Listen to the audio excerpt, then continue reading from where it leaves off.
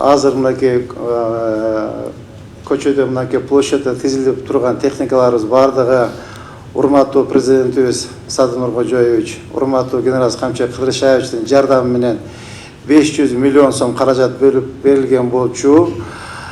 Бардык техникаларыбыз келди. 119 техника. Азыр бир 8 техника на подходе, келди. Уже эртең менен келди барды. Келди. 119 техника келди. Дагы бир кошумча маалымат, мурда мына шаардын ичинде жанагындай автоунааларды эвакуациялоо боюнча эвакуаторлор бизде жок болчу. Ошол ГАИ кызматкерлери менен жеке менчик ээлери, кимдин эвакуатору жеке менчик эвакуатор болсо, ошолор жанагы нарушение кылган автоунаалардын бардыгын штраф стоянкага алып барып, акча каражаты жеке менчикке түштү болчу. Жеке менчикке. Азыр андай жок. Биздин мынакей 4 дана эвакуатор келди.